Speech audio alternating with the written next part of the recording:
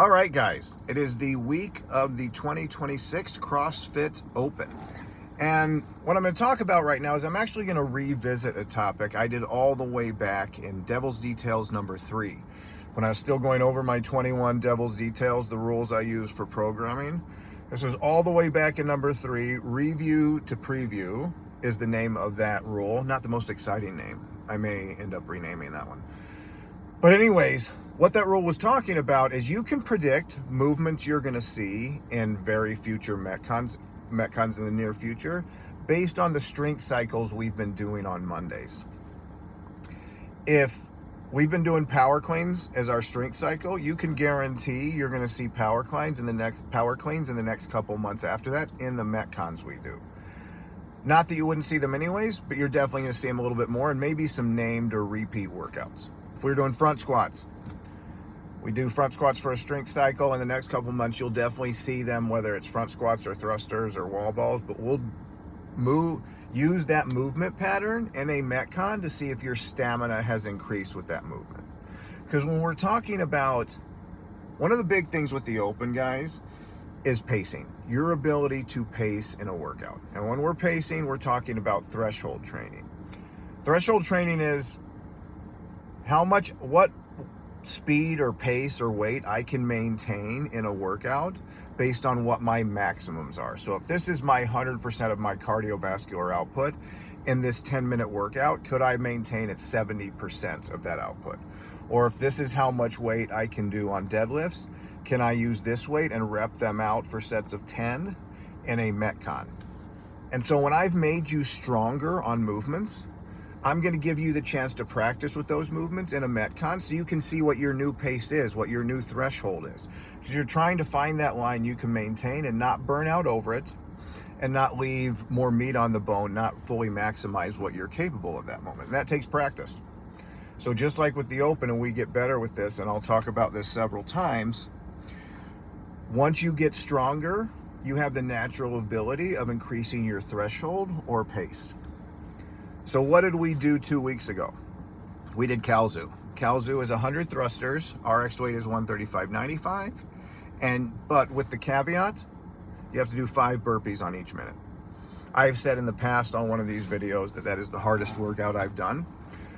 I am not alone in that sentiment. I know other people have said that, and I think a lot of you that did it 2 weeks ago would agree. It is an exhausting workout that very quickly, if you're not able to keep a certain pace, you're not getting any closer to the finish line.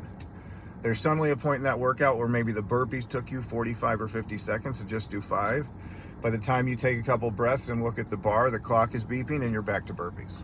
So you just got more tired, did more work, and didn't get any closer to the finish line. So this workout, I think, can break people down both physically and mentally.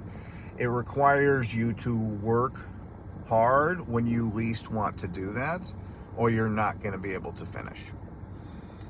And yeah, it's no coincidence we did this just before the open, because to do the open at a level you'll be satisfied with, I think is very hard for all of us because we are not satisfied. But to do that, you're going to have to push when you are miserable. You're going to have to push when you least want to push in a workout. And I thought that was a great way to test that. Manny had mentioned he thought it'd be a good one for class a while back, but the timing of when we did it was significant. And 2 guys, I'm constantly learning as a programmer, and I want to set you up for success for the open. And my opinion and views on how much volume and intensity you need in the 60 to 90 days before the open has changed a lot. I still think we need the intensity. I think we need a lot less volume than I used to think in the past. Case in point, this last year with Hero October, where we do a bunch of Hero WODs in October. When I did the video that will be in the description of this one, Devil's Details 3, we just finished Hero October, and I think we did over 20 Hero workouts in that month. This past year, I think we did 7. And that's very much on purpose. I was using them as a chance for you to test and retest and get a PR, but I thought the 20, while not a bad thing to do, was not something I wanted to do continually because I thought it would wear people out, which is why we're doing less now. So that's why we didn't do Calzu last week, because in my opinion, I want you to go to that dark place as we talk about. Go there physically and mentally, but then have the chance to let your body compensate and then overcompensate so it's better. And so that's why we did it 2 weeks ago. instead of last week. And if you can do Kalzu, even if it's with 95 and 65 on the thrusters and you can finish, I think for you, for any of us individually, we're about as ready for the open as we're going to be at that point. And talking about the open, guys, and with the pacing on this, pacing gives you freedom in a workout, just like pacing gives you freedom in life. When you have the discipline to do what you need to do when you need to do it, down the road, you have way more freedom. When you don't do that, decisions are made for you. When you work out now and you are aware and disciplined about what you eat now, when you're 70, you're going to be able to walk around. You're going to be able to be independent. You're going to be lucid enough to drive a car.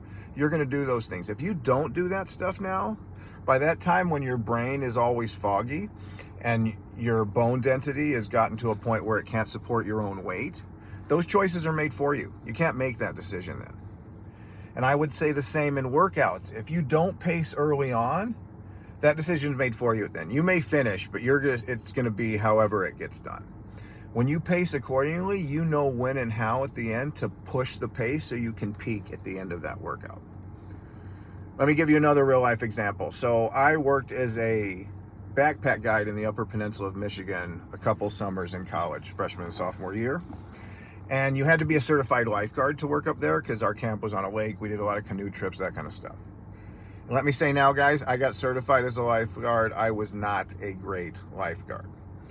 During the lifeguard course, there was about a dozen of us. You had to do like dive to the bottom of the pool and get stuff off the pool. I could do that.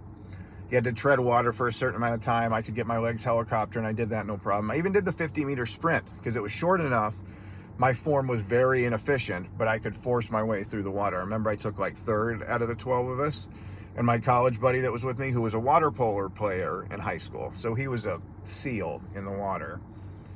He thought it was funny that I took third because my form was so bad, but I was just like, well, I'm a little more determined than the rest of those guys.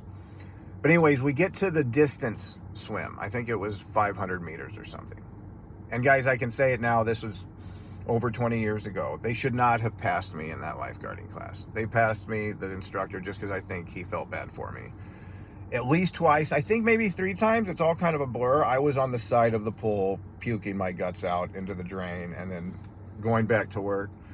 My college buddy that had the water polo player, meanwhile, had finished minutes ahead of me and was backstroking next to me, telling me how good a job I was doing. You can imagine I had a few choice names to call him during that time. But anyways, my point was, I did not pace correctly on that swim.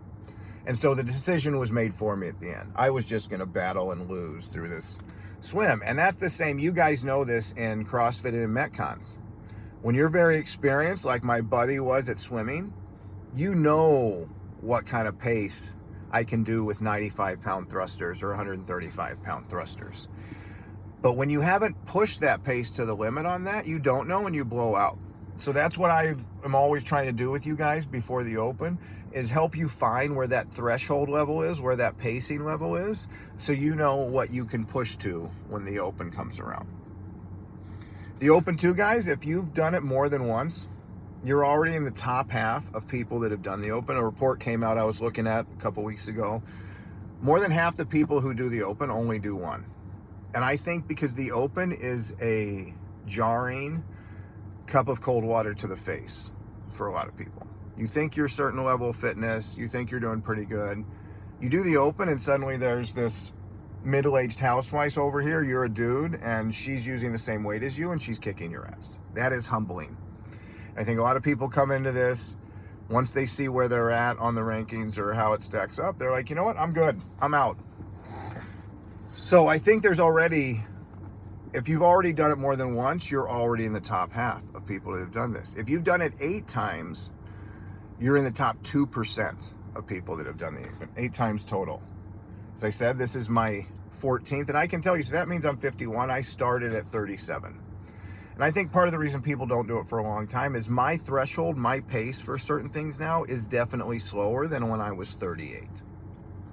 In some ways, it might be a little bit better, but on a lot of movements, repping out shoulder to overhead movements, that kind of stuff, it is a far cry from what it used to be. And that can be hard for people to handle mentally too, where they know they're working out they're doing good. But yes, age is inevitable, and I can't quite do what I was doing in the past. And a lot of people are just like, you know what? I'm not going to do that anymore. This is exactly why, guys, I will always say I think this is a great thing to do, because you can find a lot of reasons you'd just rather avoid it. Nothing bad's going to happen if you do the open, except that you might see it, you might find it, and I say find it motivating, that there is still meat on the bone in regards to your fitness, and you can do better than you're doing right now, because we all can. And last, guys, my real quick, just because I was thinking about this, I think Dave Castro thinks devil press is gimmicky. And I think the devil press is a wonderful movement to do, and so I'm going to defend it right now. CrossFit likes to use functional movements. Functional movements move large loads over long distance and do so quickly. If a burpee moves you from the ground to standing up, then taking a dumbbell along for the ride only makes it harder. So if I'm taking me from the ground to staying up and now a dumbbell from the ground to locked out overhead, if the burpee is a functional movement, then so is the devil press. As well, we say functional movements are effective and efficient at doing work. They're the best way to do what they're required to do. And not that we're required to move a dumbbell a lot overhead, but if we're having to stand up off the ground and move something heavy overhead, the devil press is going to teach us the most efficient way to do that. Because again, functional movements are core to extremity, and the devil press is a core to extremity movement. How do I get the weight up there? I don't lift it with my arm. I use my hips to pop that weight up over there. So again, functional in the sense that it's core to extremity. And lastly, we'll say about functional movements, form breakdown results in the movement not being able to even be done. A deadlift, at a certain point, I just can't pick the weight up, so I can't do it. With a devil press, definitely there will be a weight on the dumbbell, then I cannot get overhead. So by nature too, all the definitions I know of functional movement like CrossFit, the devil press meets better than a lot of the other movements I think we describe as functional movements. So that's my soapbox on why I think the devil press is a good move. I'll see you guys in the open. Right on.